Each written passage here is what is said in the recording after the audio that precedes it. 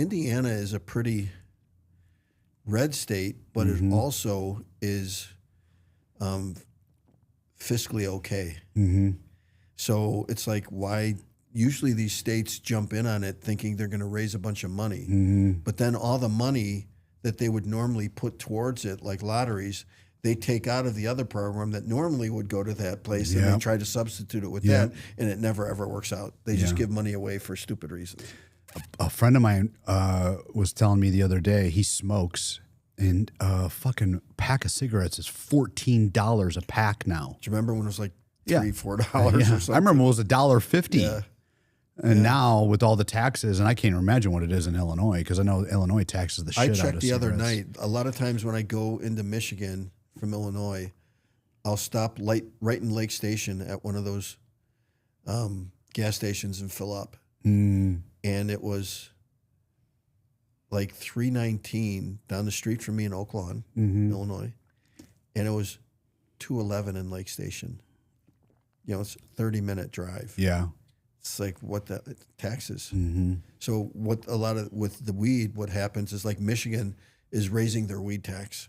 Oh. So what they do is they get it going. They see it making money. Then for no reason, they raise money because they're greedy. Now they'll get it passed, but it'll still be 16% cheaper than Illinois. So everyone from Illinois, and especially Indiana, where it's not legal, just goes to New Buffalo because it's a border town. And even New Buffalo, they're having places closed down because they gave out too many licenses. Really? So it's over flooding. So up and down, like Route 12 in New Buffalo, the inner drive, it's like Vegas with dispensaries. So what do they have to do? They all have to put out stuff on sale.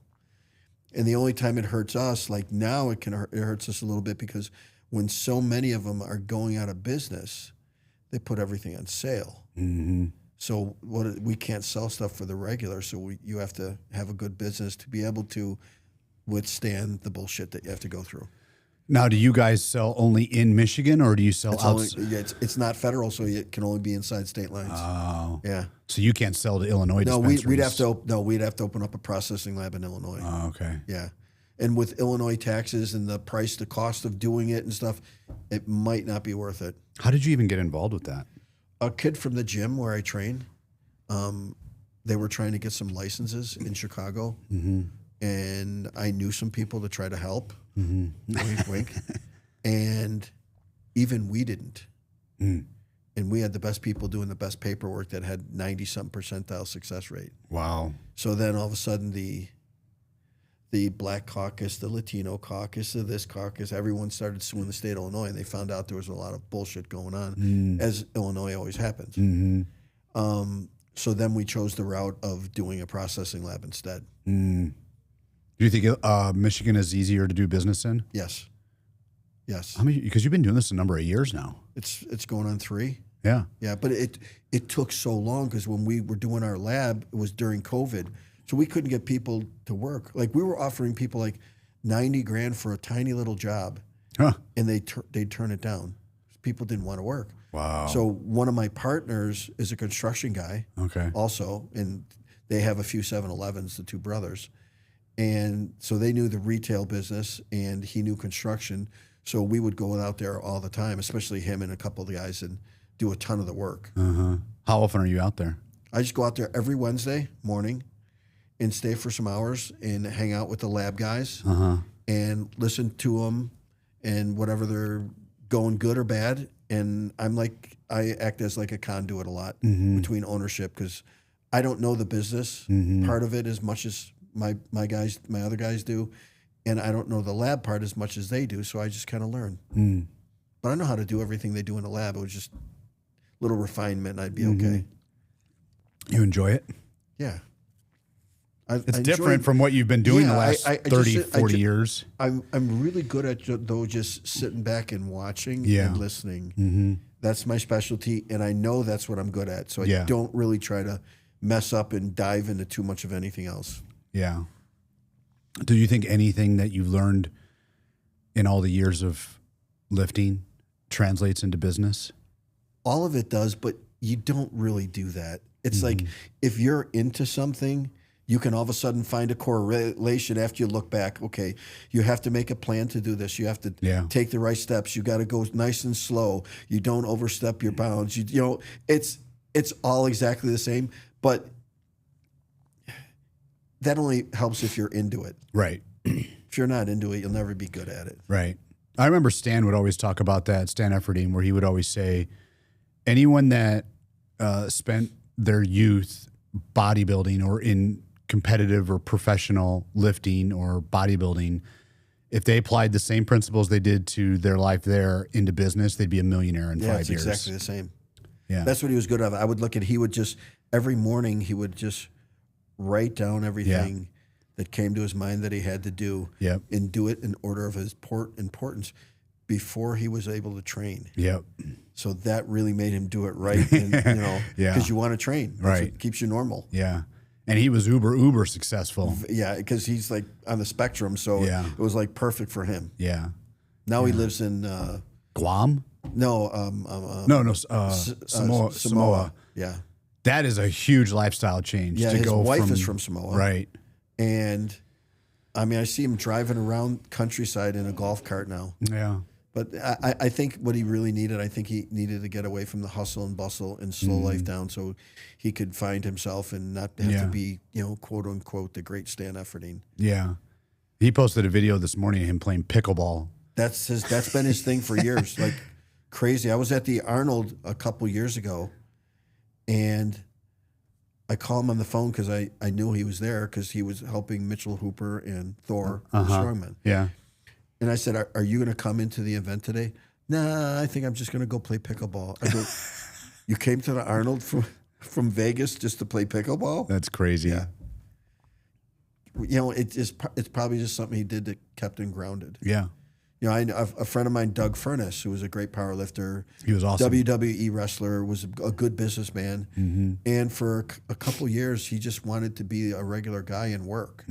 So when he lived in San Diego, he took a job for the airline and was throwing bags. No shit. Didn't need to, but just wanted to be regular for a little bit. I always wanted to ask you this because now that you're officially retired from powerlifting, I mean, you've been retired for a long enough time. 10 years close to it, right? No, 18 years. Has it been that long? Yeah, it was 2007. When we went to Vegas to your last, was 18 years ago? Yeah, I think it was 2007, yeah. Oh my God. I know. Fuck, dude. I know. I look back and I'm like, man, I'm a loser. I could have done so much in that time. I remember when they brought you out to give you your award and all that shit, and it was before the meet even started, and you were so like what the and you were the type of person where like you were just tunnel vision. You're dialed in. Don't talk to me. Just let me do my lifts. Focus on my lifts. Yeah. And then they're trying to do this. Get back. Yeah. You were so pissed that they brought you out before. I know. Oh. Horrible. Don't make me emotional now. I gotta fucking supposed to be angry and focused. Yeah.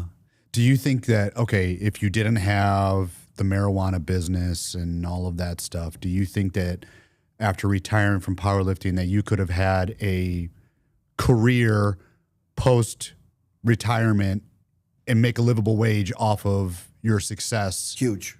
Really? Yeah. I would have dove into a lot on social media and a website and everything else.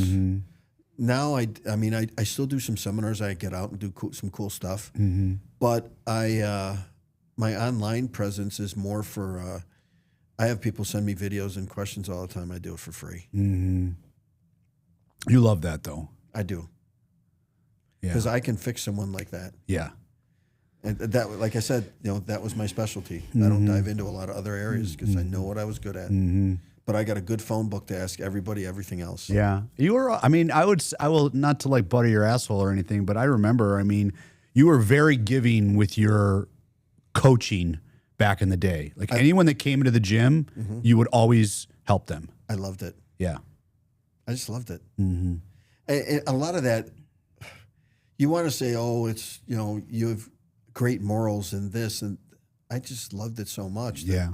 If I saw someone doing something wrong, especially, I was like, oh, I got to help that guy. I don't want him to get hurt. Because I know what it was like to feel like I wanted to do this forever because I loved it so much. So if someone as soon as they get hurt or they don't make progress, it's not fun anymore. And the chances of them quitting and having a good time are pretty high then. They'll quit.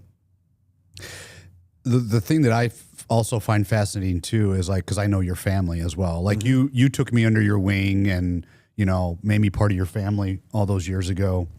Yeah, gym family is pretty cool, isn't it? Yeah, but even your immediate family, like you would invite me to your family functions and all that stuff. We had good parties. Yeah, you did. Your sister and brother-in-law, Ed, right, would always throw that shindig. I saw him last night. Yeah. But you were like the anomaly of the group, right? Your brother is the polar opposite of you. Yeah. Right? You're extremely regimented, disciplined, work out all the time. I know your one sister, you were training for a little bit, and you said that she would start to build muscle real easily. Yeah. But like your mom and your dad weren't working. They didn't really work. I mean, your mom would go on walks. Yeah, and she golfed. She golfed, yeah. But she had like really bad osteo and rheumatoid arthritis, hands, feet. She had both knees replaced, a hip, a shoulder. Yeah. But it's fascinating to me that you're this anomaly that no one else in your family. I know. I don't know why. I know I got a lot of my mom's genetics, and I got my dad's focus. Your dad was very focused? Oh, yeah. Yeah. Yeah. He still had an accounting business, even though he didn't need it, because he was just a nerd for a number, and he loved it. I know. He'd be down in the basement. Yeah. Yeah. Well, and then there you go, too. Your dad built a very successful business as well. Yeah, they had a home healthcare business. They were the largest private healthcare provider in the whole state of Kentucky, with satellite clinics in Tennessee and into Indiana. Yeah. They had like 1,000 employees, 1,000 plus. That's crazy. And owned some adult daycare centers and stuff. Really? Yeah. Huh. It's the Irish success, man. My dad was 50% Jew. Oh, he was? Yeah. I'm 25. Ah, no shit. Yeah. I didn't know that. I didn't know till just some years ago. All my sisters told me, said, no, Grandma Henrietta was an Ashkenazi Jew from New York, and she left New York to be with your grandfather because her family didn't want her to marry a regular Irishman who was a postman and worked at the stockyards. So, and she said, nope, this is who I love. See ya. Yeah.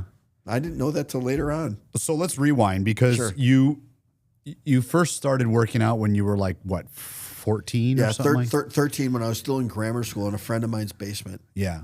And you wanted to be a bodybuilder then? Yep. And I tried. I went in a bodybuilding contest back when I was 16 years old.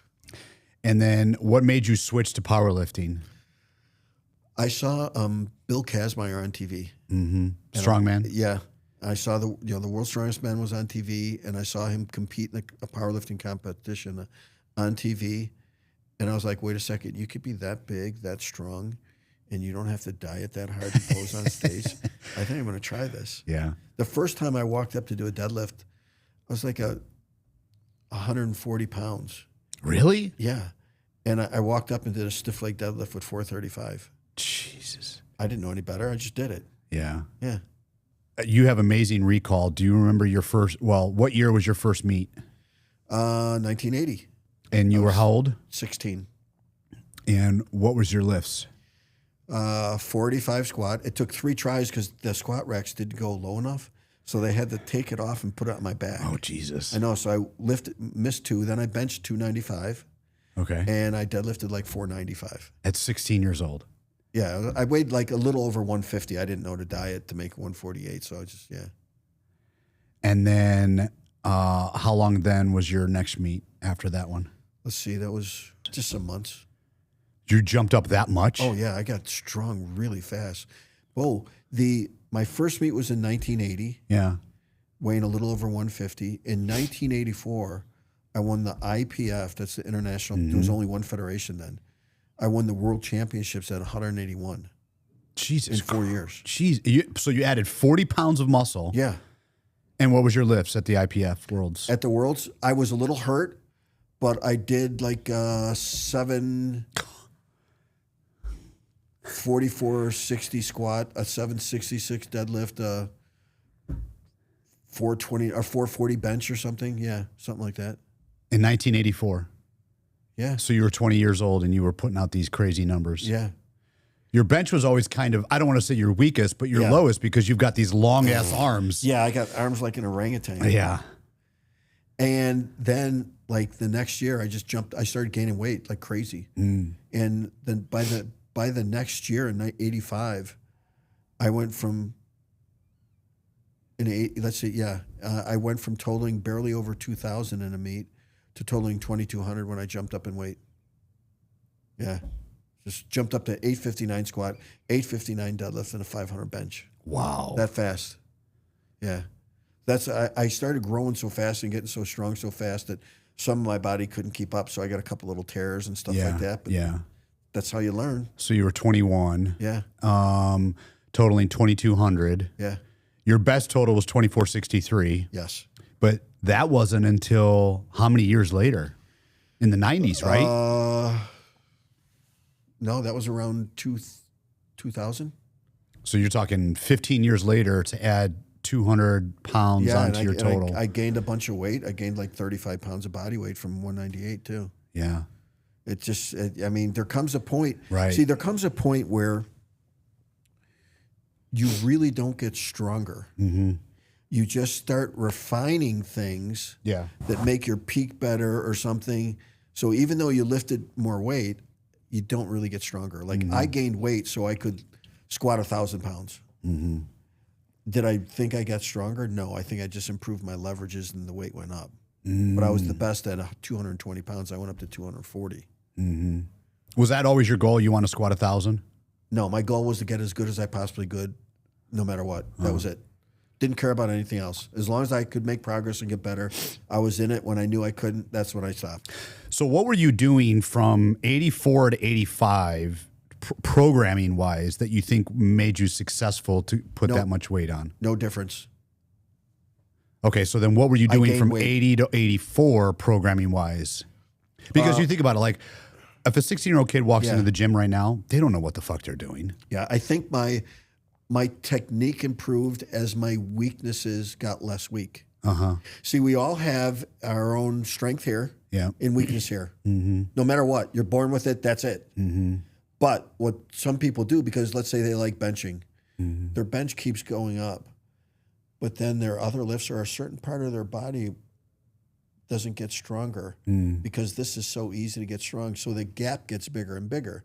So the bigger the gap gets, the more susceptible you are to injury or not making progress. So it's not fun. So my whole off season was working on all my weak points to bring them up closer. So as long as that gap was like this, I could do it for a longer period of time and safer. And you were mostly just doing linear periodization, right? Yeah.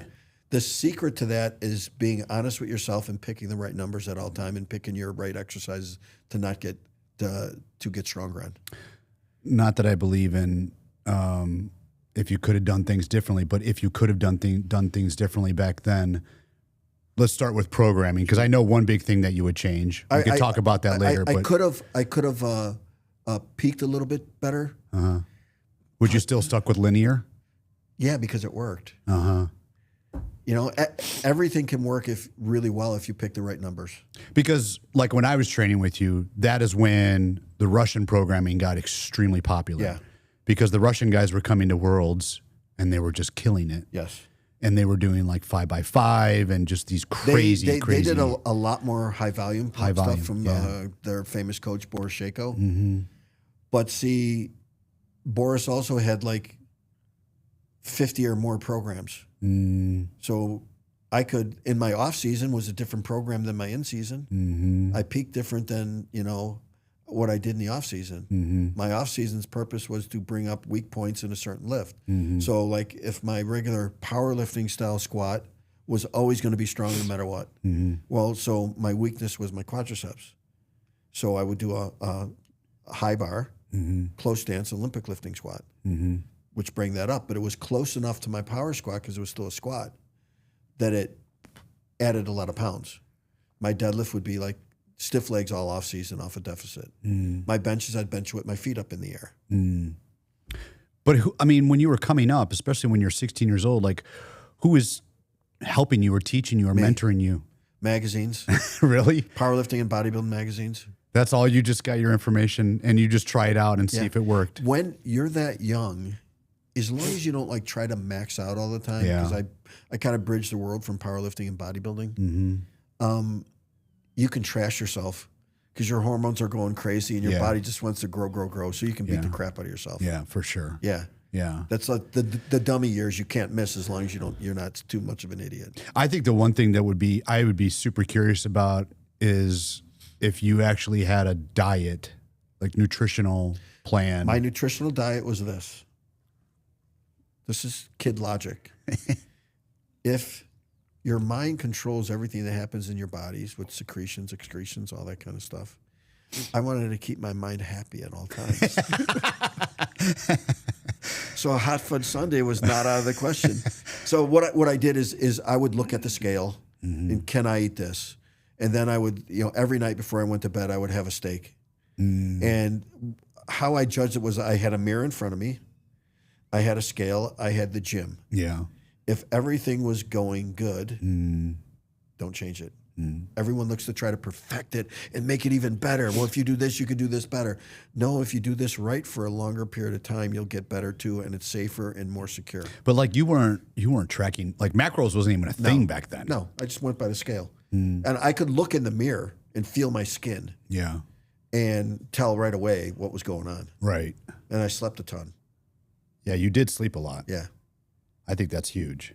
Big time, especially, nowadays saying, new discovery says that sleep and, this and that, Yeah. I didn't go by anything. I went by feel. If like, okay, don't do static stretching before you lift, blah, blah, blah. I did it all the time and I progressed like crazy. Don't, it's like, no, I did my own studies on myself because there's a lot of individuality type stuff in whether it's lifting or nutrition or whatever it is. If I approach a business in a certain way and that doesn't attract you, you're not going to be good in it. Right. But if you do it in a slightly different way with different wording, all of a sudden you're a rock star.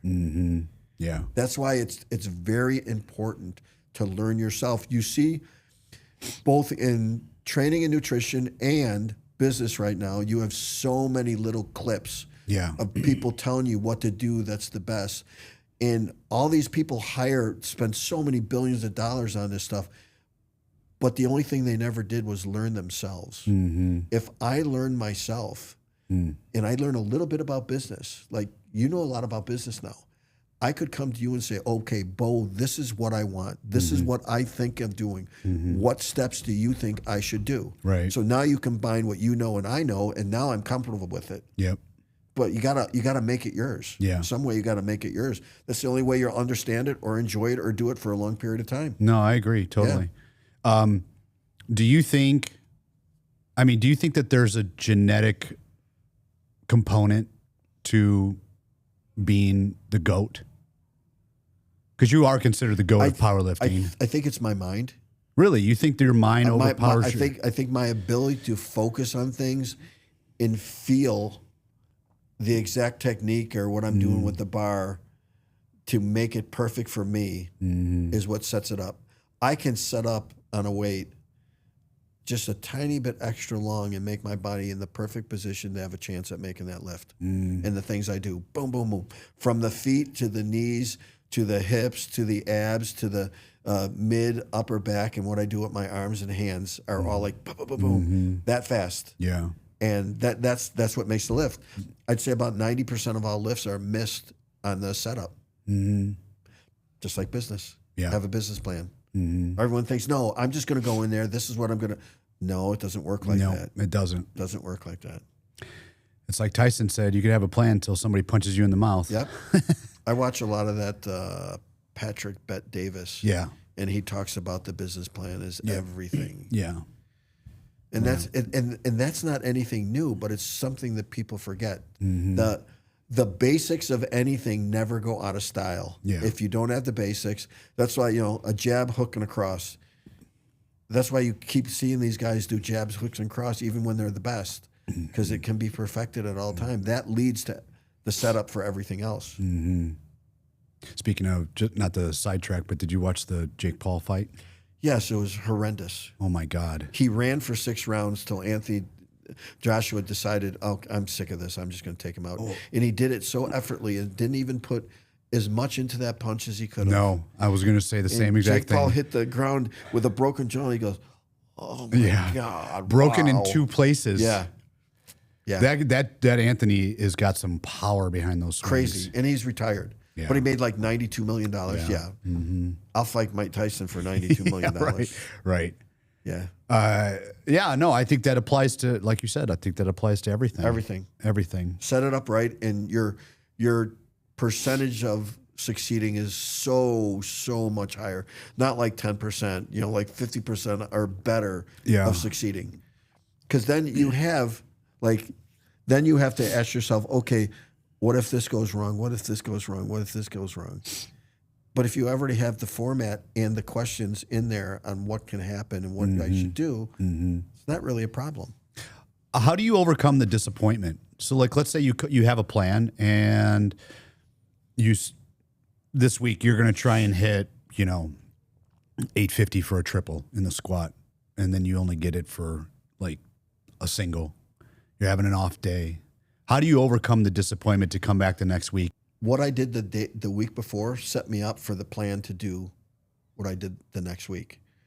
And it was kind of already written down, and I would go through it 30 times from the back end to the first week and make sure everything was doable all the way up. Unless it was an outside reason, it was never going to be on me. If it was outside reason, like, oh shit, or let's say I leaned forward, I popped a calf. That's already written into the program where I make it long enough, an extra week or two, to have a down week in there that would take care of that so I could recover. I knew I could win, but the winning wasn't the important part. It was doing what I knew I could do. And then if I didn't, it's like, okay, write down why you think you didn't. Yeah. Correct it. Did you ever put too much pressure on yourself because everyone knew that you were the GOAT and you felt like you had to have this expectation to meet? No. Really? I knew I could only do what I could do, and I didn't want to miss. If I missed a lot, either at a meet or training, that means I would have set my program up and my result based on stuff that was not as doable as far as percentage-wise. The chances of missing were high, and I didn't set it up that way. So I didn't have to worry. So let's rewind to, I think it was 2001 that you squatted 1019, right? So the meet prior, I think you squatted you squatted 1,001, right? 1,003. 1,003. Yeah.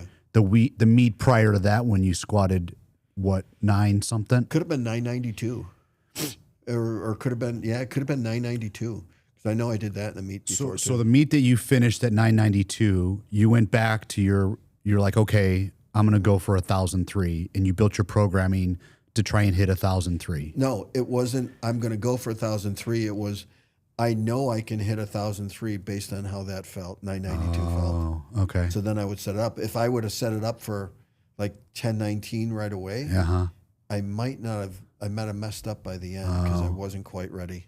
So you did small, incremental. Realistic. Yeah. It has to be doable. If it was doable in my mind, every training session, I knew I was going to get it. Yeah. It didn't mean it wasn't going to be challenging.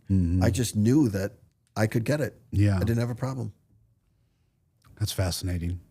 That's how you got to set it up. Yeah. Remember, you got to own it for you. It's got to be yours. You got to be comfortable with it, or you'll never do it. You'll never do it because you'll always either have doubt or you'll wait too long and boom, that deal or that opportunity is gone.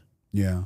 So you set up, take your time. And all of a sudden, you're an overnight success after 30 years. That's how it really is. Yeah, it is true. So you would let's just hypothetically speaking, you would finish, let's say, a meet in June. You're going to prep for another meet in, let's say, December or January. And usually your programming would be 12 to 14 weeks. So you've got another 12 or 14 weeks where you're just kind of like you would say, building the gaps, bridging the gaps. Yep. What does that look like? What does the bridging the gaps look like? Almost the same thing. A little bit more volume. But see, what happens is when I go to like a high bar close stand squat that I wasn't as good at, it takes my ego out of it, so I can do it for the pure enjoyment of knowing how it feels to get stronger. And I had the confidence that I did get stronger in that way, in those exercises, the way I did them, that my top lift would go up when I went back to the regular style training. I had a formula that I know worked. Why change it? If it works all the time, don't change it. Nope.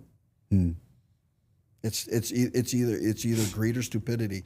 There was a while there I was actually a really good bencher, and all of a sudden I listened to someone and I tried to develop this technique of a bigger arch, a wider grip and stuff, and it fucking just crumbled. It went to shit. Yeah. You learn. Even the best can get stupid. I assume that some of your ergonomics or the way that you place your body changed over the years based on the amount of mass you put on, right? Wider grip, I'll tell you what stance. was cool. I went with a little bit wider grip because I got so much bigger on top, but everything else was exactly the same. Because my leverages, like I got little Oompa Loompa short legs, but my hips and back were really, really freaking strong. And I've got a really wide upper body with really long arms and gigantic hands. And so the leverages didn't change because they were already meant to be. So every time I got bigger, it just improved those lifts. Right. Because I already had it. I didn't have to change. What year did you end up going to conventional? Because you mostly were a sumo deadlifter. Yeah, I tore an adductor in training, which is weird. I got too strong, and I pulled up the 760 so fast that my adductor pulled before it could rest my body react.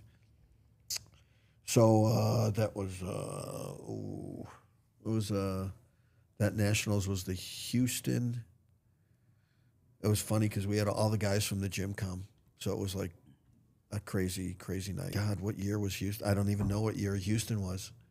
But I switched over and I said, you know what, why don't I just try to see if I can deadlift 900 conventional? So that's what I worked for. Did you ever get there? I pulled a very easy 887 in Las Vegas after squatting 1,003 and I think benching 573 or 578. And I didn't go for more because that gave me the highest total. The highest total at the time in the whole world, regardless of weight class, was 2458. So if I did 887, it gave me 2463. Oh, no shit. So I did that. And that was before all the deadlift bars and all that other stuff. Yeah. So, so I just pulled 887. Pretty good. I could have pulled 903 that day with it. You think so, really? Oh, yeah. Huh. But, you got to... I'm a power lifter and I want the total. Yeah. I was the total guy. I wanted to get that big total. So you did it. Because your best sumo was 902 for a double, right? Yeah, 900. Well, the weights weren't weighed in the gym, but it was 900 for a double without straps. Like I said, look at these things for everyone. But then at the meet, because you have to diet and you're not at home in your gym and you got to clocks and it's not the same equipment and, So I opened up at 837, which was like paperweight. And to get 2,400, be the lightest man ever to do 2,400 by like 50 pounds body weight, I needed 898. So we called for 898. But the weights were heavy because they had to reweigh them again because of the record. Oh. And it was 901. No shit. Yeah, but I called for 898. Huh. If I would have called, I tried 920, which would have been like 923 or 4. I just missed that because it was just anticlimactic after that. Yeah. But if I would have took that on the second, I would have got it. Huh. Yeah. It's pretty cool. It was really cool. That was Dallas, Texas. It's pretty cool how how good, I guess it's relative, but how good of a life you live just from lifting. Yeah. The people that you've met. Pretty cool. Where you've been around the world. That is really cool. I got friends all over the world. I was just in Argentina. I just came back a couple weeks ago. Even when I was lifting with you, it was like, okay, we're going to Norway. We're going here, we're going there, we're going all over the place. We went up to Stavanger. Yeah. The World Championships one year. Yeah. I was just looking at those pictures too, because that's when a bunch of the group was competing. You weren't competing, but no. The team was. Yeah. It was the World Championship. Yeah. So it was really neat. It was very neat. We had a good time. Mm-hmm. On the way back in Amsterdam, we had a good time. Yeah. Yeah. So many good memories, man. Just from the gym. Yeah. It was so much camaraderie. Hag and I used to go to Norway twice a year until COVID hit. Mm-hmm. I mean, to Australia. We go to Australia twice a year. Yeah. For a big meet there, and then for the Arnold that they had at the Arnold Australia. They're not. I don't even think they're doing the Arnold anymore at all. In Australia, they're not. No, they're not. Right. No. After COVID. No. And then everything died down, and Arnold did. I don't think he wanted to travel anymore himself either. Mm-hmm. So he just said nope. It was a good show too. Was it? It's a lot smaller, but it was still really, really good. Mm-hmm. Yeah. Mm. Now there's nothing there like that. No. They do the Arnold here. Do they still do the Arnold in Brazil? I don't know if they have the South America one. I think they still have the England one. Do they? Yeah. I don't know. They used to have like a South Africa one and stuff like that too. Mm-hmm. I think COVID knocked a lot of things out because then, and then Arnold got older, so he's like, I don't want to deal with this stuff anymore. Probably, I'm guessing. It's a lot. Yeah, it's a lot. It is. It's a lot of time. Well, he has everyone to do everything for him, but still, it's still his name on there. Yeah, right.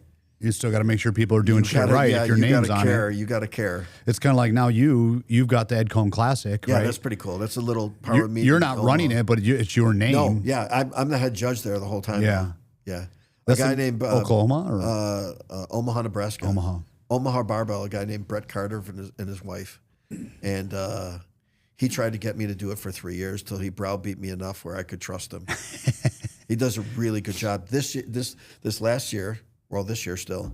We mixed it in with a little bit of strongman. Oh, really? So we did a squat event, then we'd go outside and do another event for strongman. Then we'd come inside and bench, then do another event or two, and then we'd go deadlift. Then we'd have the strongman deadlift at the end with a different bar and all the strongman stuff. It worked out really well. How many competitors do you guys have with that now? With the Coan Classic, we cap it at 50, and usually it sells out. A lot. It sells out within sometimes 2 weeks. Out of most of the fitness sports, powerlifting, pretty much everybody gets along. There's really not a lot of, it's sometimes like with bodybuilding, the egos get, there's a lot of clashes, but with powerlifting, I never really saw that much. Not that much. Of course, there's always going to be a little bit, sure. But no, there's not that much. For the most part, everyone likes each other. Yeah. I'm going to try to beat you, but I'm not going to be a dick. Sure. Yeah. Well, that's healthy competition. Yeah. Mm-hmm. Yeah. So now what? Now, what's your goals now in life that you've accomplished so much with powerlifting? To have more fun and make some more money. That's it. Yeah. That's it. Like next month, I think I go back to Paris. I train some royals from a Arab state, and that's really cool. And they trust me, and they're really nice people.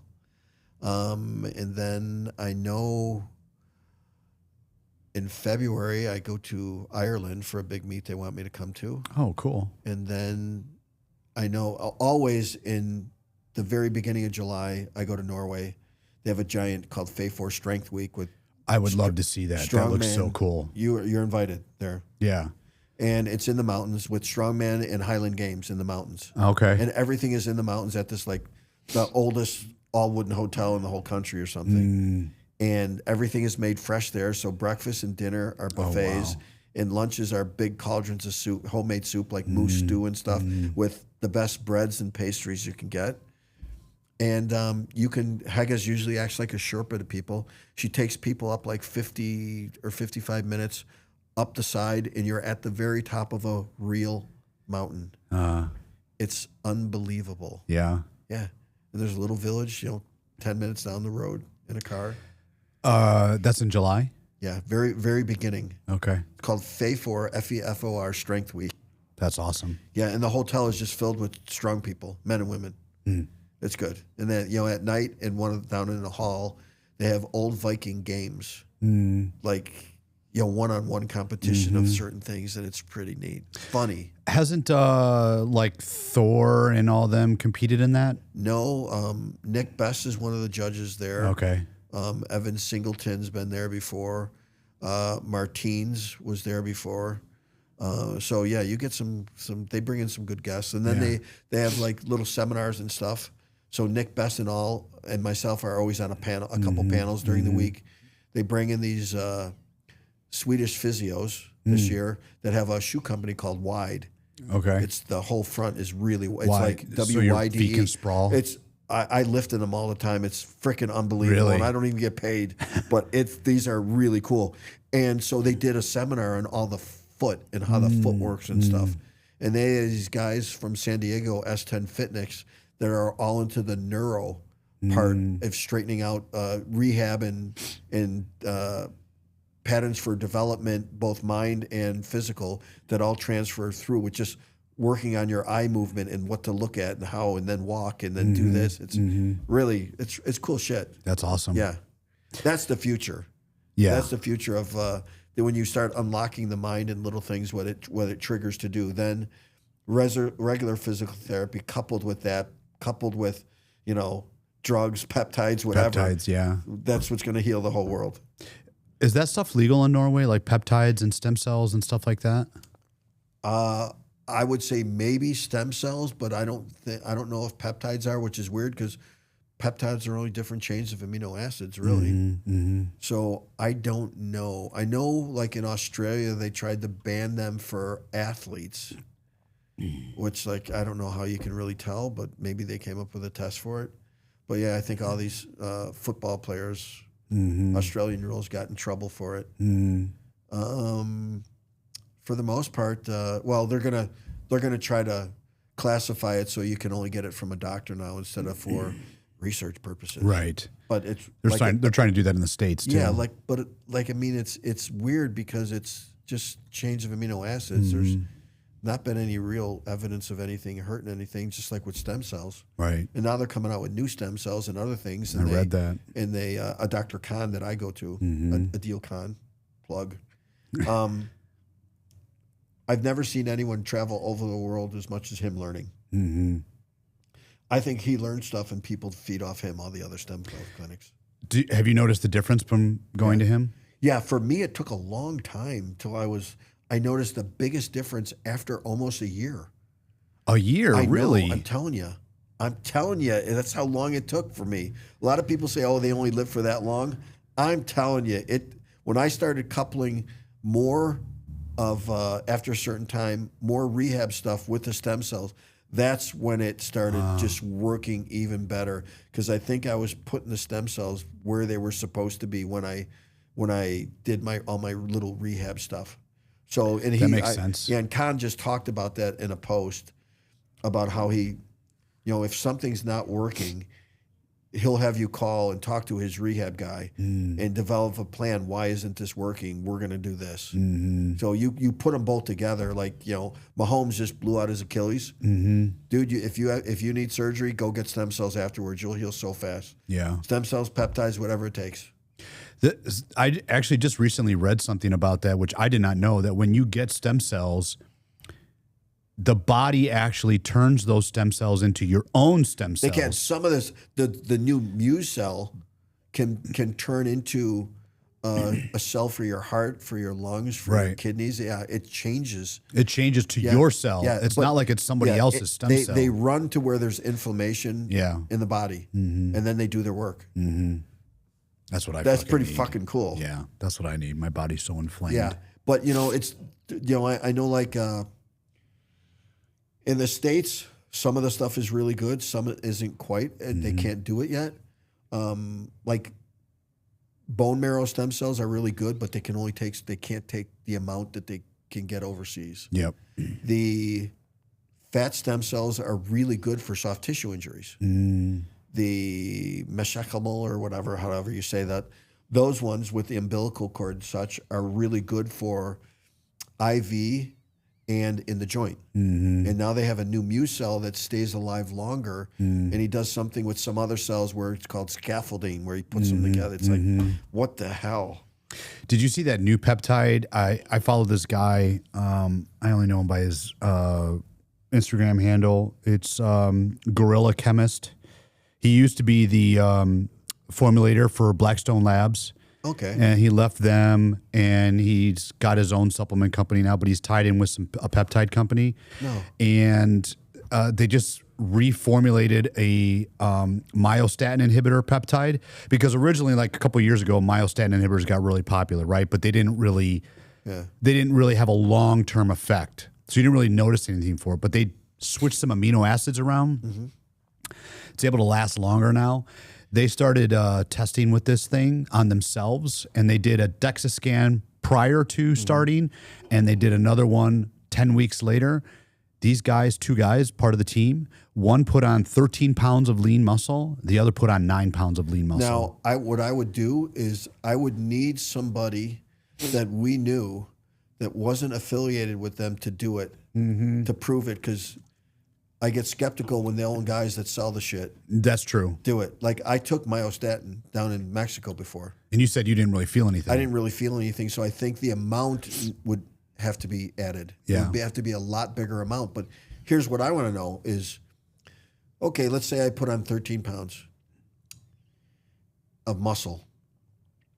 What comes along with that, and can I stop it? What happens if all of a sudden you start getting a little bit bigger and a little bit bigger, and all of a sudden the heart's a muscle? What happens if it travels to the heart? What if it does, you know what I mean? Then it's like, uh-oh. Yeah. You know? What if you already have a slightly enlarged heart, or you have a damaged heart, or your liver or lungs or whatever else? Right. You know, what do they know? That's the problem that you run into on studies if they're not done long enough. Yeah. Like the COVID shot. Yeah, exactly. The stuff that's going to come out in the next 5 or 10 years. Astronomical. Yeah. And then when they get, now the medical industry is already starting to utilize AI to develop all of these new drugs. Crazy. And the stuff that they're coming up with is just crazy. It's crazy. I mean, just look at robotics and surgery now. Yeah, too. yeah. What the fuck? Yeah. I follow this guy. I know you know who I'm talking about. He's been on the media circuit because he's basically figured out how to reverse a cell's aging. He's been able to literally turn back time in mice and all of that stuff. And he's also been able to use a viral load to be able to program a virus to go in and make changes to a cell's DNA. So as an example, Cancer cells. Cancer, what he's really been using it for is glaucoma and eye. Neat. People that lose their vision. He'll program the virus to go in there and like redo the cells and either get rid of the glaucoma or reverse the aging of the cell. Reversing is crazy. Crazy. Yeah. I mean, could you imagine, because you're 62, could you imagine doing some reverse aging? 35. Feeling 35 at 62? Do you think you'd go back to competing? No. Really? I know I'd get in too much trouble, though. I'd get in too much trouble. Everything would work too well. What do you think was your peak age? I like me at 220, but see, I got strong so fast. So let's say from 1980 to 96, maybe. Yeah, that's what I like the most. And then it was just gaining weight, putting on muscle, but did it really do that much? No. Yeah. I don't think it does. I mean, like I said, you hit bigger numbers, but did you get stronger? Relative to the weight gain, you're saying? Yeah, I don't think so. I don't think so. I think when I started losing some of my athleticism, so I started becoming more and more dimensional as like I could only do powerlifting. I couldn't run, jump, and sprint, and because you had so much weight on your skeletal. Yeah, that it was too dangerous to do those things. Then I think my progress slowed more. When you're more athletic, I could do anything and be a fucking beast running or doing anything. And that's when I was at my best. I think the mind and body work better together than then. At one point, it changes and everything slows down, and you're just looking to nickel and dime to try to put bigger numbers up. So 220, you were in your early 30s then. Yeah. Yeah, late 20s, early 30s. But like I said, I had already been doing it for 10 years already and been really good. So Yeah. it's like, well, he was really young, yeah, but look how good he was when he was young. Mm-hmm. And I mean, to this day, a couple of people have broken your records, but you still have a lot of records that no one has beat. Any records that are really broken were from, first of all, they added a 24-hour weigh-in instead of a 2-hour weigh-in. Oh, you had 2-hour weigh-ins? For a lot of it, yeah. Even at the I didn't know even that. at the 2400 at 220. Oh, okay. Yeah, and so all of a sudden, instead of 220, I could weigh 240 the next day. Yeah. So a lot of these guys are way heavier, and we didn't have squat bars or deadlift bars. You're just using Texas power bars. Yeah, for one straight bar the whole way through, which can add tons and tons of weight on. Do you think that really makes that big of a difference? Oh yeah, some of the bars now. Really? Yeah. Because of the bend? Yeah, bend. It's thinner. So easier to grip. It's longer. It's easier to grip. Mm. Yeah. But the bottom line is, I was really happy with what I lifted and the way I lifted. Yeah. So I'm happy with me. For sure. So I'm okay. I don't begrudge anyone for doing what the rules say now. Sure. No, I'll cheer you on. Yeah. No problem. Plus, a lot of your lifts were unequipped, right? Or really, really close to unequipped. Yeah. Just like a little old time squat suit that I could put up the straps myself, and no bench shirt, no deadlift suit.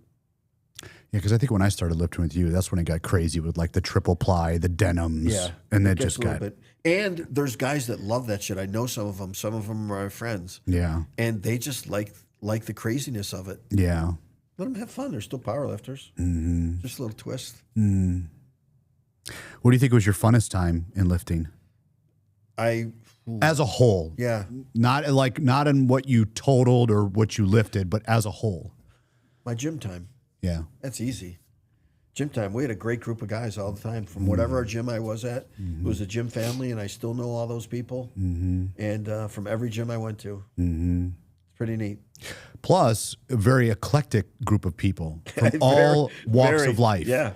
People that just got out of prison to guys that are multi-millionaires. It was like it was both the Rainbow Coalition and In Living Color going to lunch sometime. Yes, it was. And there was everyone could rip and tease everyone about anything, no matter what. Yeah. Nobody could get offended. I think we were the one group that kept Bennigan's afloat. Oh, yeah. It was Bennigan's and Fuddruckers. Fuddruckers, yeah. Yeah. That was unbelievable. Unbelievable.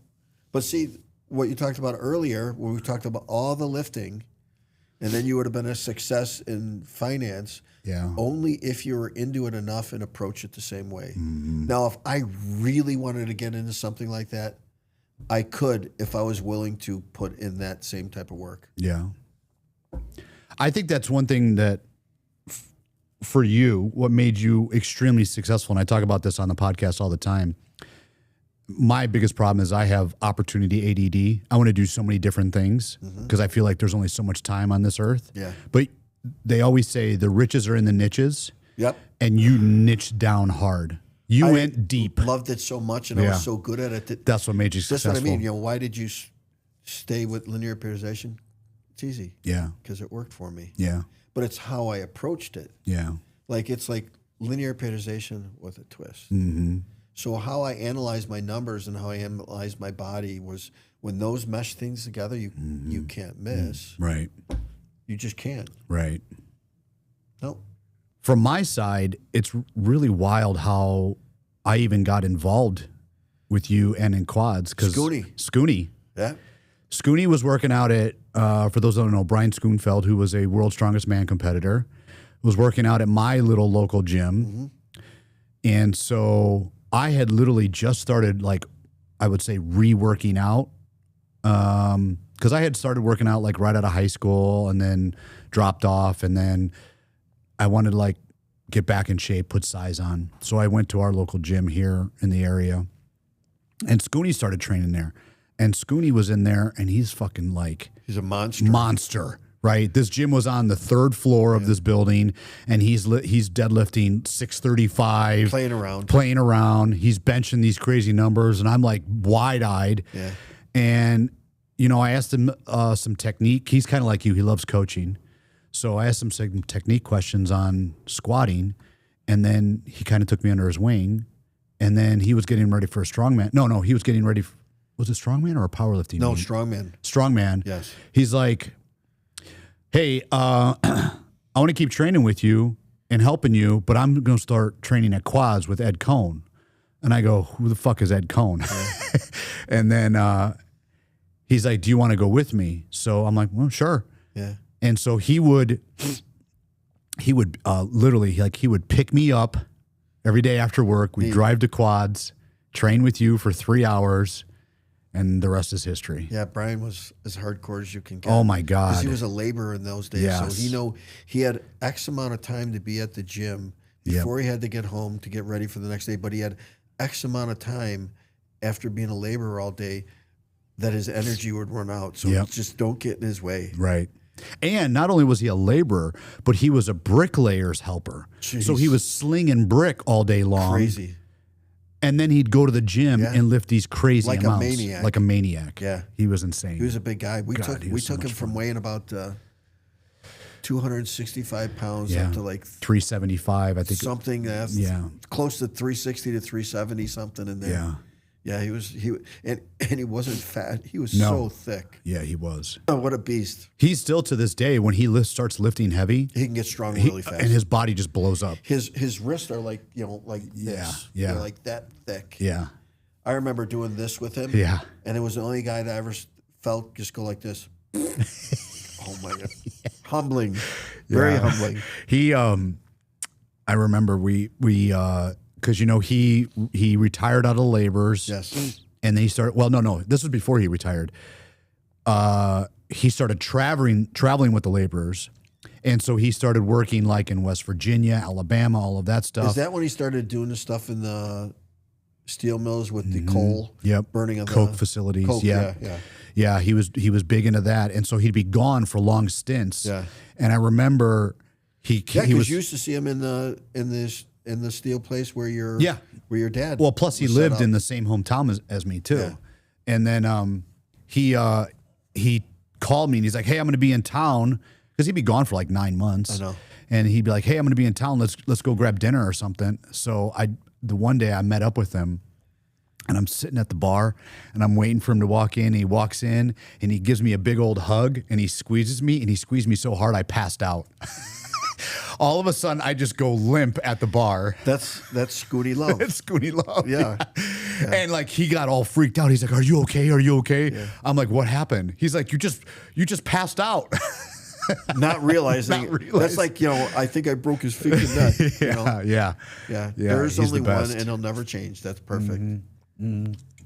That's the thing about a lot of our group is you can always count everyone just being them. Yeah. I don't want to change. I can't change. I'm not going to change for anyone. I like me. Right. If you got a problem with me, you got a problem. That's all you can do. Yeah. Yeah. I like me. Do you think you'd ever, like, I don't want to say move, but spend longer times in Norway? I think I could spend a month there. Yeah. That's about it. And then I want to run home. Because you like your routine. I do love my routine. I could develop a routine. Yeah. If I bought a place in Norway, I could have a routine. Mm-hmm. And I know enough people that have gyms and other things that would keep me occupied. I don't know.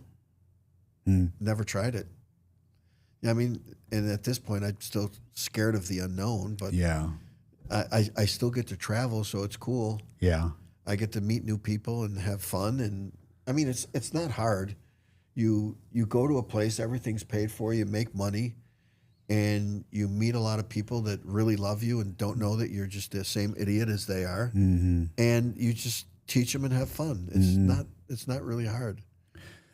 Do you think that your coaching strategy has changed at all in the last few years, several years? No, my eye has gotten better. Okay. The way I watch technique? People. Yeah, because I will walk around someone and look at them from different angles, and I'll be like, okay, this is what it is. Just do this one thing, and 5 other things will change. Mm-hmm. So if you have a coach that tells you in anything, okay, I want you to do this, and this. Yeah. they usually don't know what they're talking about. Is this, I want you to do this one thing and let's watch what happens. And then you'll see. And that usually has a good thing. One or two little things change a multitude of things like that. So even to this day, if someone knew that you were coaching, you'd still put them on linear periodization? I'll correct their technique first. And then I will just ask them, as a coach should, what do you like that works for you? And if they have something that actually works, don't change it because they're happy with it. They're comfortable with it. Their mind is going to let their body know it's okay. So then you work from there and you do gentle changes. Like our friend Jared, who squatted 1,025. I'm really good at Jared at the end and at the beginning. In the middle, he needs more volume, so I let him do more volume. Go off on your own, do more volume. Have fun with all the assistance exercise. Do 5 sets of 5. Do whatever, because you're still young enough and you can recover. Yeah. And so I let him go on his way. I'll catch you at this time when you're done with this thing, and then I own you again. He's come a long way. Yeah, he's learned a lot about himself. Yeah. Some people still are like, you just got to hold them back because they still try to run through a wall. And that's what a coach should do. Sometimes everyone needs someone to just slow them down or speed them up. Do you think, let's talk a little like taboo. Do you think that drugs, when I say drugs, meaning steroids, were heavier in your era or now? Now. Really? Oh, yeah. Now. I mean, some of the basic things stay the same, but I think a lot of guys are doing it more, a lot more with new stuff and not getting off anything. Oh. Yeah. That's dangerous. With the advent of social media. Yeah. I think I've said before, I'm more impressed with someone if they show me their actual routine every single week, the reps, the sets, the assistance, than if they just show me big lifts every week. Well, that means you're really not training. You're peaking and you're doing this stuff to show off, and you don't build a base, and you end up not being here very long, or you get hurt. Yeah, I see that even here. These kids, when I say kids, I mean they're 18, 19, 20 years old, and they're juiced to the gills. And I'm like, what the fuck are you guys doing? They never even... They haven't even given their chance. Trying to get bigger, faster, stronger by themselves. Yeah.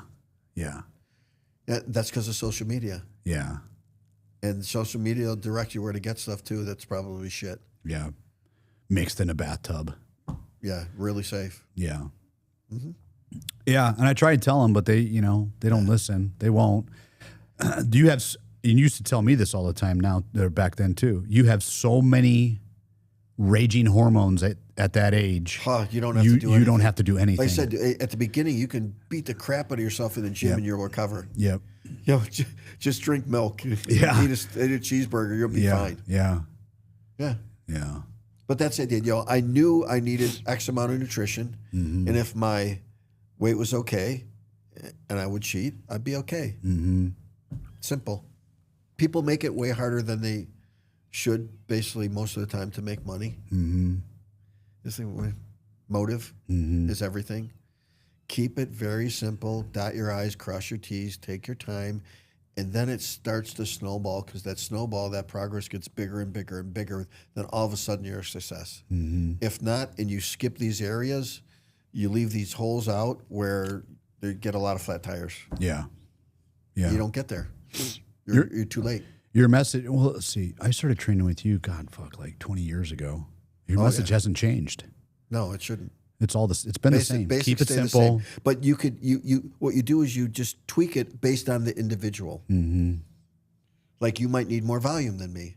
Okay, then let's do more volume. Now we find it. Yeah. Not that hard. What do you think is a lot of volume?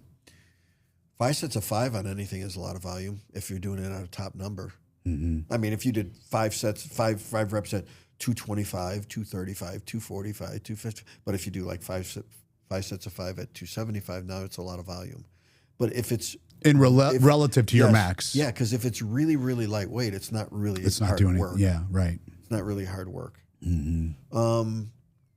But see, here's what I did is like if I did 2 top sets in my power squat, I would do 2 sets afterwards in pause squats. Then I would do leg extension and leg curls. And on my deadlift day, after regular deadlifts, I would do stiff leg deadlifts. Then I would do bent over rows. Then I would do this. So I made up my volume in assistance exercises that I knew my body needed to make me stronger as a whole. So something doesn't break down. So I did do high volume, but it was just done in a different way. Yeah. As opposed to what other people think it is. Whatever happened with, what's going on with the Northside quads since Davey died? It's great. It's still great. Is it? Yeah, he left the Who's gym. running it? He left his ex-wife and a guy named Noe. Noe used to be the guy that fixed everything for Dave. I remember him. And made everything perfect at the gym at all times besides having another job. Yeah. When Davey passed away, he left a third of the gym to him. Oh, wow. And a third of the gym to each of his daughters. Okay. Yeah. What a great gym. It's still great. Stood the test of time, too. It's unbelievable. Yeah. And the bottom part, they used to have, martial arts and jiu-jitsu there. Yeah. They knocked that out and put more equipment. So the jiu-jitsu is no longer there? Not even there. Oh, because I knew the guy that was doing the jiu-jitsu there. It's all equipment and stuff there now. Oh, really? Yeah. Okay. Because they said they could make money more off more equipment and stuff there than the jiu-jitsu. Because jiu-jitsu was only paying them X amount. Right. And it really wasn't enough in the big scheme of things. Yeah. Yeah. I love that gym, man. So they have some strongman stuff back there and a bunch of other equipment. Yeah. Huh.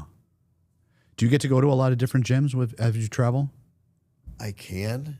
Well, usually most of the seminars are in gyms. Are they?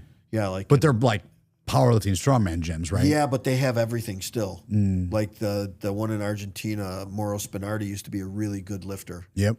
And I met him in Russia. So him and another guy, Leonardo Cavaglia, they brought me out there for that. But the first seminar was done at Mauro's gym, and it had all the assistance work you can want, but it's powerlifting based. Okay. Yeah. So you have every different kind of person. Is it a bigger gym or is it smaller? Just nothing like the size of this thing, and but more a little bit more small. Yeah, I'd say smaller, but great equipment. Yeah. Yeah. There's a lot of really cool gyms in South America. There's a lot of awesome gyms in Australia too. Australia has gigantic big box gyms that are incredible. Gigantic world gyms. Yep. I know the guys that own those because I used to be a World Gym franchisee. Those guys build amazing facilities. Yes. Amazing. Yeah. With the coolest murals in there too. Yep. Yeah. Yeah. And a big one over there is there's PTC, which you see them online all the time on Facebook, which is a lot of powerlifting stuff. And then you have Pro Raw Gym just outside of Melbourne, which is a really good gym. And then Tony Doherty, who runs all the bodybuilding and everything, is a legend, has incredible gyms also. Oh, Tony's got gyms over there too? Yeah. Huh. Very cool. Yeah. The guys that were a World Gym franchisee in Taiwan, they're from the U.S., moved to Taiwan to build gyms. The gyms that they would do there, wow, Eddie, really? Unbelievable. Like they would treat it like Hollywood. Every time they would open up a new gym, red carpet, politicians, movie stars. I think in some countries that they had the people that could support it enough to make money and stay alive. So I knew the guy that was opening them. It was 2 guys, but I knew the one guy. He was kind of like the sales guy, right? He taught the sales system. He was telling me the last time I saw him that these were 35,000 square foot world gyms that they were opening. He opened one, knocked it out of the park. He built another one literally on the other side of the canal, basically across the street, same size, and killed that one too. Because what he does is he does a demographic analysis and he knows the amount of people and the amount of people with credit cards, what he can get in memberships in that area. And so these things are like nightclubs, and he kills it. I was in Japan, and there was a guy, I was at the Air Force Base, Yokota Air Force Base. I did some seminars there, and they had a meet there. And one of the guys that came in was the guy that owned like every single Gold's Gym in Japan. Oh, really? Yeah. It was like dozens of them. Huh. Yeah. So guys get a formula down. They know it. They know it. They learn the business from the bottom up. Yep. Where they don't miss. Yeah. I mean, like we talked about earlier, the formula really doesn't change that much. No. It stays pretty consistent. The equipment may change. Some things a little bit here, a little bit there, but no, mostly it's all the same. Yeah. The strategies, the sales systems, all that, it's all pretty much the same. Now it's just more, digitized and automated, but it's still the same. Yeah. I was in DC visiting gyms earlier this year, and there's a gym in DC. I saw you saw some sites too. I did. Yeah. But there's a gym there. It's a chain, but one of their locations is in DC, and it's all automated. There are no employees in this gym. Oh my. None. The only employee that comes in there, and I think it's a third-party contractor, is come in and cleans, and then they leave. But there's no front desk. There's you sign up, you scan a QR code at the front door. Once you're signed up, the door unlocks. You scan in, boom, you're in. Everything is automated. It's pretty futuristic. If it makes money, then they're doing something right. Then. Well, I think you're going to start seeing a lot of this with businesses because states are either forcing. Downtown Chicago, he wants to do a head count, a head tax per every employee, but. They're balking it, but it's like, what the fuck? Or they're raising the minimum wage to where it doesn't even make sense. I mean, look at California. These fucking burger chains are leaving. A lot of, look at all the Walgreens and other places. They just said, well, it's not going to be profitable for us, so see you later. See you later. Now you're stuck without us. Right. How do you like me now? Yeah. It's crazy. Yeah. Did you see recently, not to get political, but I like getting political, the Newsom's group was shown to, they lost something like $76 billion. Yes, I just saw that. Isn't that crazy? But look what happens when there's no accountability for anything. And nothing's going to happen to them. Yeah, you think somebody commits crimes and they get out of jail each time? Yeah. The chance of them doing another crime because there's no accountability. Right. Yeah. There's nothing. Nothing. Yeah. They spend over $20 billion a year on homelessness, and it's actually worse now than what it was 30 years ago. But when China came into San Francisco, he cleaned up he was able to clean it up to make it look good for a week or something. Yeah. Yeah, they're just morons. They just throw money away. That's the waste and abuse that this country doesn't need. I mean, look at healthcare. Yep. Mine and Haga's healthcare, they just wanted to raise the shit out of it, Blue Cross. And I had just a bronze program. I had to go from a PPO down to HMO to make it okay. It's like, what the hell? There's been no administration that's been able to keep them fuckers in check. No. But I think their end is coming near. I hope so. Because something's about to happen where everyone's rates are going up so much that it's like, holy. No one can afford it. Yeah, they were going to raise mine. Let's see, percentage-wise. Oh yeah, 20%. No, it was higher. Really? Yeah, it was at least 30%. It was at least 30, and that's when I was like, year over year. It just per month it was raised. Yeah, from the prior year it was going to go up. That's crazy. Yeah, so I told you I went down to HMO and got the gold program, and it's less than it was before, but a lot less than what they wanted it to be. Right. For no reason. I'm talking to the guy on the phone. I go, why the hell did this happen? We don't even go to the doctor. We're healthy. We take care of ourselves. Well, it's because of the higher cost of drugs. I said, this new administration has been working and starting to get the drug prices down, and I don't even I don't use those. Right. He goes, I can only tell you this is what I'm instructed to say. So he was on my side telling me the truth. I said, what can I do that'll give me really good? And this was actually really good and just a little bit less than what I was currently paying. I've said this before, both on social media and on the podcast, but when I tore my pec, I went to go get an MRI. Yeah. Because originally the doctor was like, oh, it's just a contusion. But after the swelling went down and you could see that the pec actually rolled up, I was like, okay, let's get an MRI to really see how bad it's torn. I go to the facility and I walk in. I'm like, I'm cash pay. I want to get an MRI. We're like, well, we got to get an X-ray first. I'm like, I don't need a fucking X-ray. X-ray's not going to show muscle tissue. Yeah. Right? just give me an MRI. So I had to fight them on that. Finally, they're like, okay, it's $500 out of pocket for an MRI. Okay, done. Give them the money, right?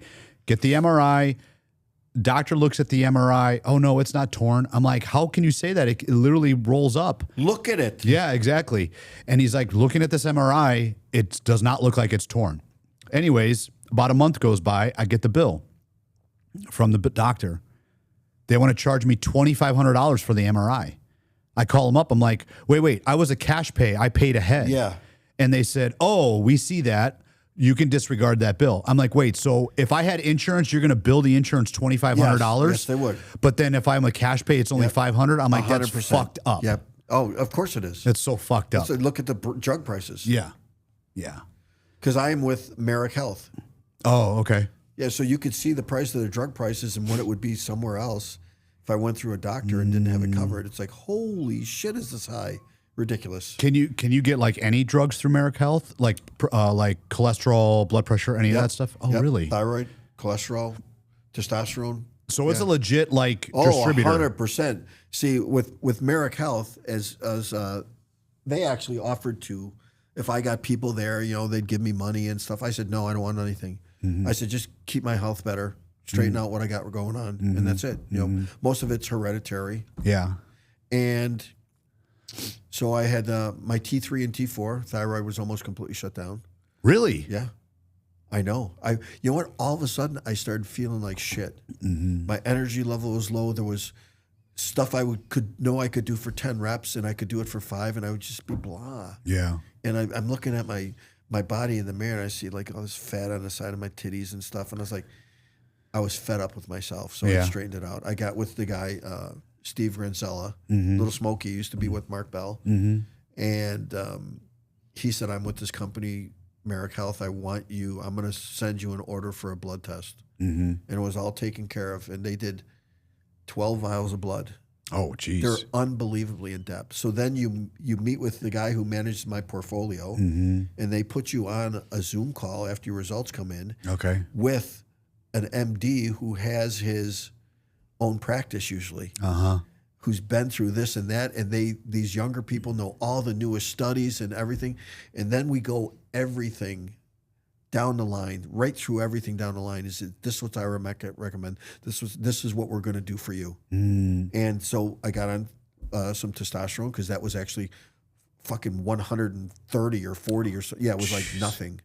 Yeah, and some thyroid and something else for like fat in the blood that helps with cholesterol too. And they send me the best from Compound Pharmacy, fatty acids and some methylated B vitamins that are unbelievable. And all of a sudden I started feeling better and better and better, and my numbers get better every time we look at it. I took anti-inflammatories for so long when I competed. Till literally, graphically, my ass would bleed. And then I'd get off them and it would stop. So I'd be like, okay, get back on them again. Right. Not realizing that my kidney function wasn't going to be the greatest. So that wasn't the greatest. So I run a high A1C, but my mom did too. So we've been bringing that down. And that's been he likes the way my numbers are going, and they're getting better and better. So the thyroid thing surprises me, though. What did he say? Like what the cause of that would be? Who knows? Could it be the testosterone, or I don't. Usually those two get together, and when you straighten them both out, you're Hercules. You feel so much better. Right. So a lot of stuff could be genetic because my dad was chubby. My mom was a little chubby. My grandmother on my dad's side, the Jewish one, she was a double amputee from diabetes. Oh. So who knows? How's your sugar? Fine. But your A1C was a little higher. Yeah, definitely higher. It was over 6 before. Oh, really? Yeah. But I know my sister Annie, who she works in endocrinology as a administrator at the University of Chicago, and like 4 other divisions too. She said our whole family kind of runs high. Oh. Yeah. So sometimes your norm is just your norm. Yeah. Statistically, it may look like you need this or that, but realistically, it's like, if that's his norm, Yeah. He's different than other people sometimes. See, I'm kind of like what you said earlier. I'm starting to question a lot of these statistics nowadays because they're finding like people with high cholesterol might not actually be a bad thing because testosterone is derived from cholesterol. Let me rewind. What they're seeing is there's a correlation between people that take, especially men, that take cholesterol medicine and having erectile dysfunction. Because when you reduce cholesterol, you reduce testosterone because testosterone is derived from cholesterol, which then affects your sexual health. And actually, cholesterol is manufactured also from your liver to also help with inflammation. Yep. Yes. Mm-hmm. So it's not so much, when they look at it now, it's not so much the cholesterol that they're worried about clogging the arteries. It's another I believe molecule. Cholesterol used to be up over 300 as a norm until the drug companies got involved and invented the drugs. Now, a friend of mine, Dr. Eric Serrano, very, very popular doctor in the fitness industry especially, but he's had a home clinic for years and years and years. And, well, you know, a small kind of clinic. And he said that he has never had anyone that's had a heart attack that has high cholesterol. Oh, it's really? Just the opposite. Huh. Everyone that has high cholesterol has never had heart problems. I had a member here that worked for the drug companies. He was a drug rep. And they had just developed a cholesterol medicine that was, what's the medicine that's like genetically? I don't even know. You know, I know you know what I'm talking about. It's like where it genetically will modify what in your body.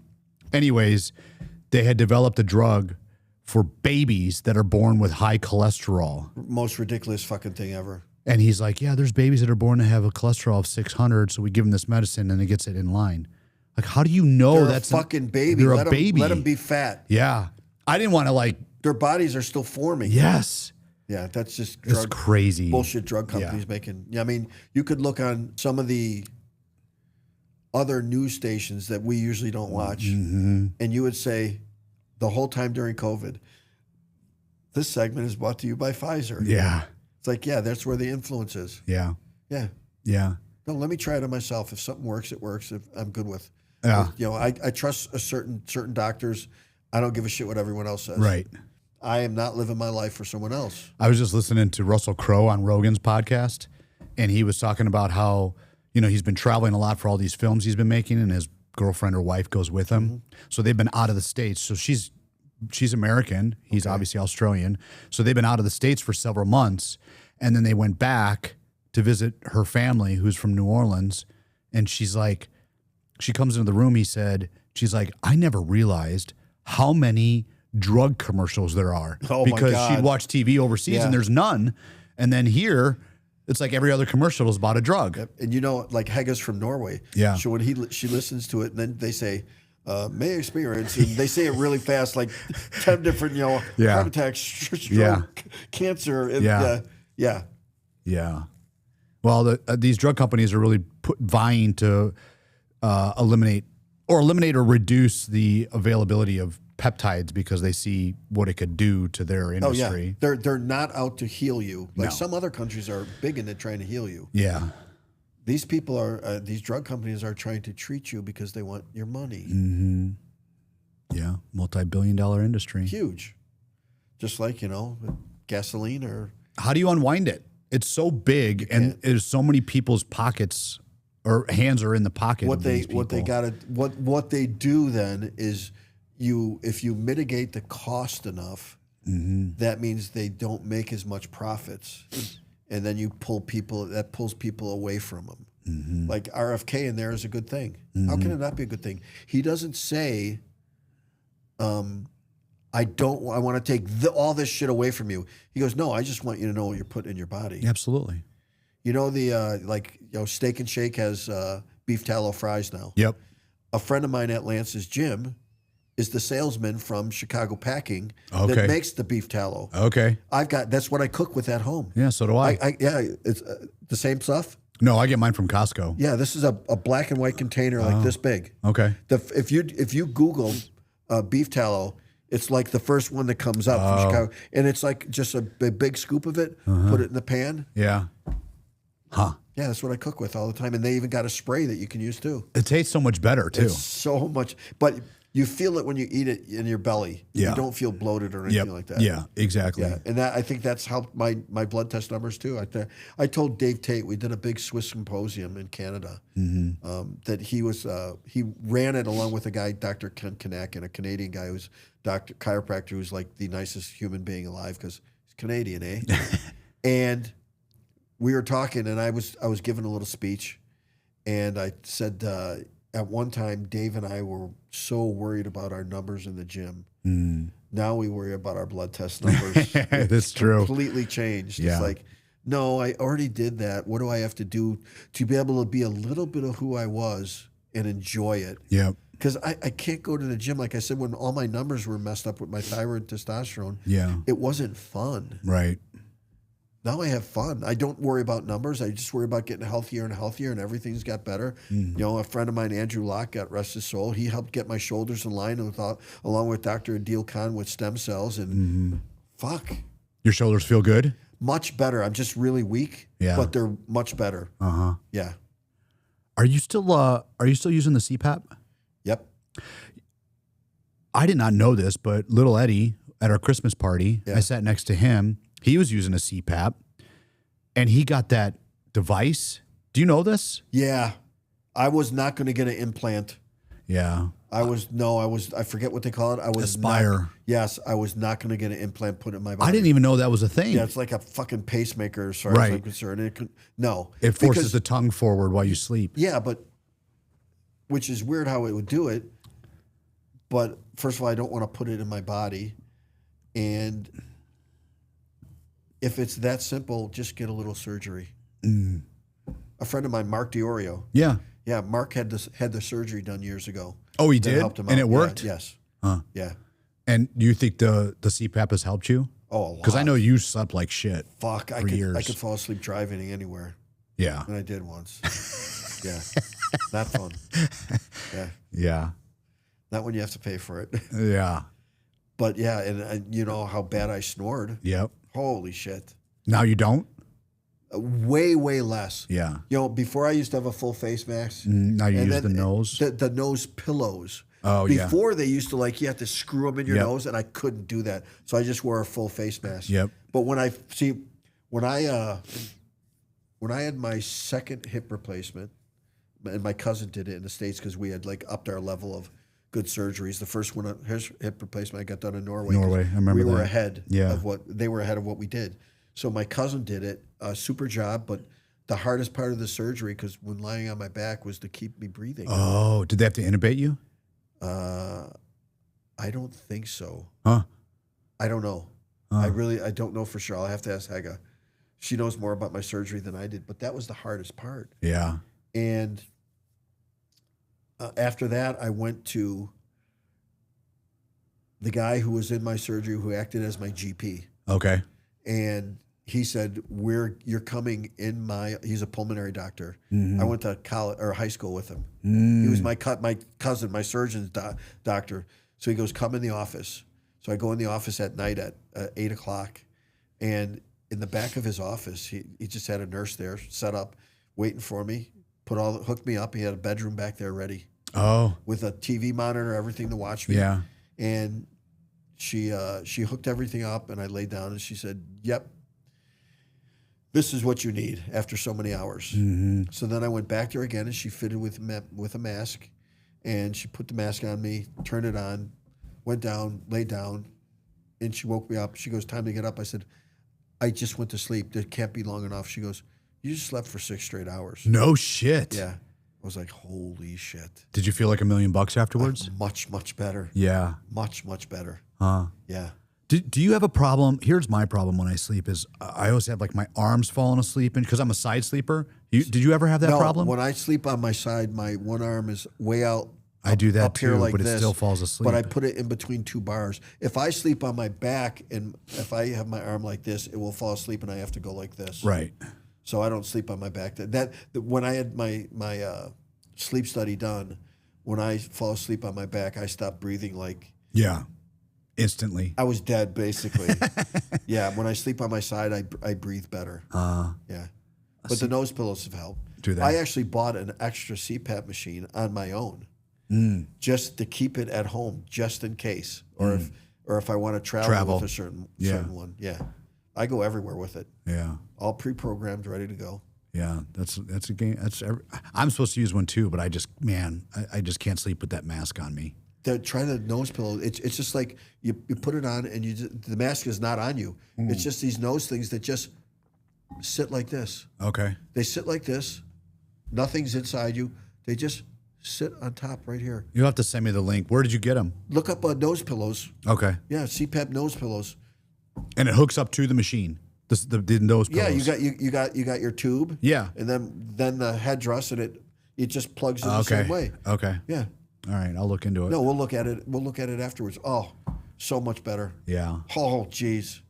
And I didn't think I was going to be able to because I snored so bad that I thought I was such a mouth breather. Mm-hmm. But it's only because I was fucked up. The one time that we went on a trip and I had a room with you, it was the fucking worst. God bless you. Haga even warned me. Yeah. She's like, "You're not going to sleep." I'm like, "Oh, I could sleep through anything." It literally sounded like a damn freight train going through the damn room. Yep. Now you know why I had to nap so much. Yeah. So when we'll travel together, and I'll make sure I get 2 beds, and she will try to go to sleep before me. Mm-hmm.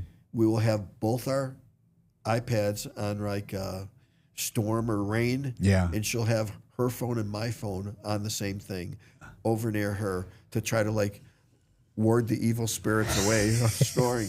Yeah. I remember. When we were at a hotel, and Emmett, who was one of our guys back then, he got off out of the elevator, and my room was like 2 or 3 doors down, and he could hear me when I got off the elevator. That's facts. Yeah. I remember that. Uh-huh.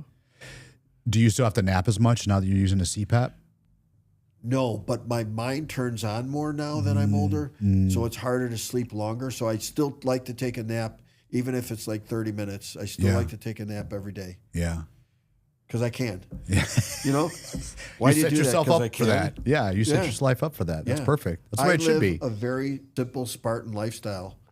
I like what I like, and I don't need a lot of extra anything. Yeah. I just don't need it. Yeah. I mean, what do you do now that you're, I mean, I know you travel a lot for seminars and stuff, but what's your day-to-day like now? Well, if it's a training day, I still get up and do the same thing I always did. Do you have the same schedule? Go to the gym. Yeah. Monday, Tuesday, Thursday, Friday. Yeah. Yep. Yeah. And that keeps me grounded and sane for me. Mm-hmm. I never could work out at night. No. Just couldn't do it. No. Yeah. So like when we take weed, we get it fresh frozen, less degradation of the plant, and we put it in a giant freaking mix master. It just looks like something you use for making bread. Right. And put it in there with ice and water. Okay. And you kind of break it up to make sure it's soft enough. Put the lid down, press the machine, it starts mixing. Huh. And it's got a bottom with holes in it, kind of like a Foster's bottom. We got big tubes about like this that go to other different places. And when it's time, you shut off this one, open up this one, and you put like Mylar bags inside one of them, and you of different hole sizes, and you start filtering it and then mining it out like you would gold. That's cool. And it looks like wet sand. Really? Yeah, it looks totally like wet sand. Okay. And then you put it on aluminum trays and you put it in a freezer. And you do this multiple times with each thing. Obviously your first wash is your best, most cleanest, most powerful, best colored stuff. And then you put it in a freezer, and then after it's frozen, you put it in basically an oven-like thing that's a dehydrator. Uh-huh. And then when it's dehydrated after like 8 to 12 hours, then you just go like this, and it looks like sand. Huh. That's fucking bubble hash. And then you can put that in other Mylar bags, and you put it in a heat press some numbers, it comes down, and you can increase the pressure and increase the heat, and then that liquid gold comes out. It looks like sap from a tree. Okay. Like maple syrup, and that's your straight stuff. No shit. And then you can decarb it in another oven. You can turn it. You almost bake it, kinda. I think. I hope I'm getting it right. where it's more liquefied, and then that's what you would fill your cartridges and stuff like that with, or you can do it another way, and that's what you end up where it hardens up, and you turn it into like chunks of hash. So where does the CBD come? It's all part of that process? Almost, I think all weed has CBD in it already. Yeah. It's just whether or not it is more or less. I would love to see that facility. That's got to be badass. It's little, but you can do so much with a little space as long as it's That's efficient. Cool. Yeah. Efficient. Yeah, sometimes on a Wednesday you can come up there. I would love to. Yeah. Yeah, I'll ride up there with you. Because it's on, you pass right by here. Yeah. Yeah. Yeah, it's easy. Is it, where's it at in Michigan again? Buchanan. Okay. You know where, right past New Buffalo. Oh, so you're close. Route 12. Yeah. You take it right, you take a right and go south. Yep. And it takes you right next to Niles. Oh, okay. You hit that way before Niles. Okay. Like 10 minutes before Niles. Yeah, I know right where you're at. Yeah. Yeah, let me know. I would love to go see it. Yeah, it's pretty That'd be cool as shit. Yeah. I'm not going to get you hooked on anything. No, I don't like it anyways. I told you, I have never, ever smoked anything in my life. Yeah. It's just not me. But a little gummy here and there. Like when I came back from Argentina, I took a gummy. And the funny story is I took another brands that had was really strong and had some CBN in it with THC, and I took too much. Oh. And I sat with my head against the seat in front of me. I'd upgraded, so I had no one next to me, thank God.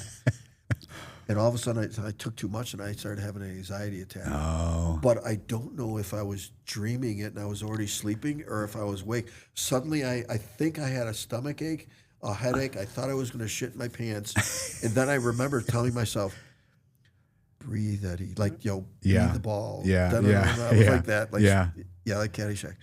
And I woke up 6 hours later. I was like, wow, that was different. Yeah, I slept for... Boom, out cold for 6 hours at least. That's amazing. Could have been longer. Yeah.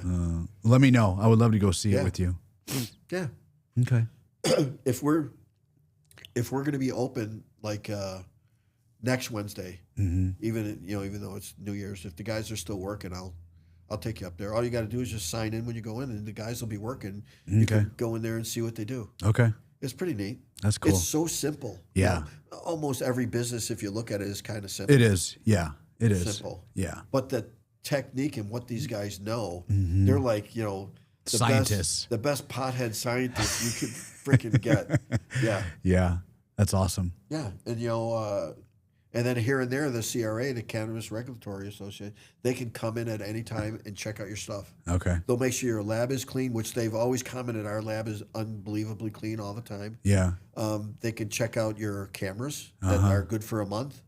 They can check out all your records. They can see how much weed you got in, how much you washed, how many grams did you get, and so yeah, they're on you. So because there's been some people always try to cheat the system. Sure. Yeah. It's not worth it. No, you lose your license, you get big time fined. Yeah, it's not worth it. Yeah.